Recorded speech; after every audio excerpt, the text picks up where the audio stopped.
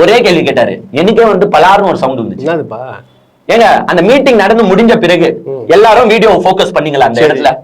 உங்க கண்ணு முன்னாடி தெரிஞ்சது கிழிஞ்சு போன ட்ரெஸ்ஸும் செருப்பு மட்டும் தான் தெரிஞ்சிருக்கும். ஏன்னா அவன் துண்ட காணும் துணியை காணும், செருப்பு மட்டும் தான் தெரிஞ்சிருக்கும். கிட்டத்தட்ட 1000 இருந்து 2000 ஸ்லிப்பர் நீங்க பாத்திருப்பீங்க. கட்சி கொடி 2000 ஸ்லிப்பர். ஒரு இடத்துலயாச்சு வாட்டர் பாட்டில நீங்க பாத்தீங்களா?